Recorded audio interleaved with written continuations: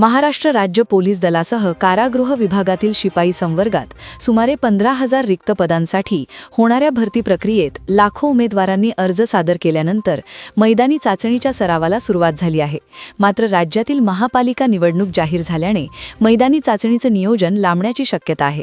Police भरतीची तयारी करत असलेल्या तरुणांसाठी महाराष्ट्र शासनाकडून अतिशय महत्त्वाची व आनंदाची बातमी आज समोर आली आहे। पोलीस भरतीच्या उमेदवारांना लवकरात लवकर आपली भरतीची तयारी जोमात चालू करण्याची वेळ आली आहे, कारण शासनाकडून पोलीस भरती प्रक्रिया कशा पद्धतीने राबवणार हे निश्चित करण्यात आले आहे। तर आत्ताच जाणून घेऊया भरती प्रक्रियेची संपूर्ण रूपरेखा काय असणार आहे। मुख्यमंत्री देवेंद्र फडणवीस यांच्या नेतृत्वातील गृह मंत्रालयाने काय निर्णय घेतला याविषयीची ही माहिती आपण या बातमीमध्ये बघणार आहोत, त्यासाठी ही बातमी शेवटपर्यंत नक्की बघा। त्यानंतर महत्त्वाची गोष्ट म्हणजे यावर्षीची पोलीस भरती प्रक्रिया कशा पद्धतीने पार पडणार आहे आणि राज्य मंत्रिमंडळ बैठकीत कोणते निर्णय घेण्यात आले याविषयी आपण थोडक्यात जाणून घेऊया। महाराष्ट्र राज्य पोलीस दलासह कारागृह विभागातील शिपाई संवर्गात सुमारे 15,000 रिक्त पदांसाठी होणाऱ्या भरती प्रक्रियेत लाखो उमेदवारांनी अर्ज सादर केल्यानंतर मैदानी चाचणीच्या सरावाला सुरुवात झाली आहे।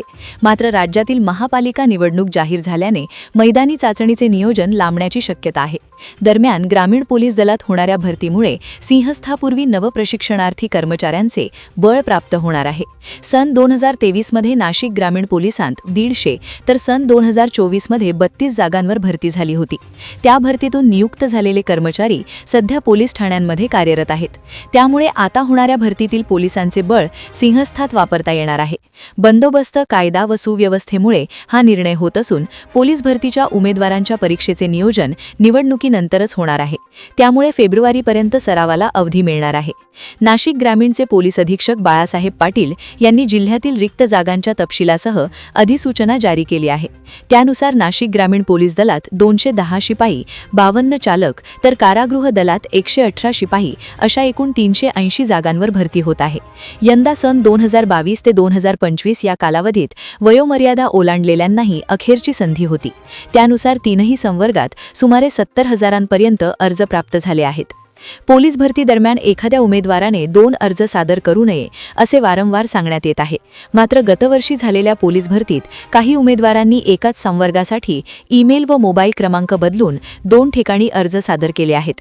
त्यापैकी काही जण पोलीस दलात गुणवत्तेच्या आधारे नियुक्त झाले, मात्र त्यांनी भरतीवेळी नियमाचा भंग केल्याने त्यांच्यावर आता खाते अंतर्गत कारवाई करण्यात आली आहे। ठाणे पोलीस आयुक्तालयाने 11 पोलिसांविरुद्ध कारवाई केल्यासंदर्भात आदेश जारी केले आहेत।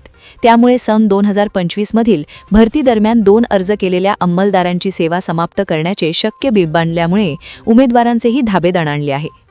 मुंबई, नवी मुंबई, मीरा भाईंदर व पुण्यात सर्वाधिक अर्ज। कारागृह SRPF शिपाई संवर्गाला अनेकांची पसंती। प्राप्त अर्जाची छाननी होणार। मैदानी चाचणीवेळी कागदपत्रे तपासणी। 12वी उत्तीर्णांसह पदवीधर, पदव्युत्तर पदवीधर, इंजिनियर, IT क्षेत्रातील उमेदवार स्पर्धेत। सर्व घटकांत एकाच दिवशी लेखी परीक्षा। शारीरिक चाचणीनंतर एका पदास 10 उमेदवारांची निवड।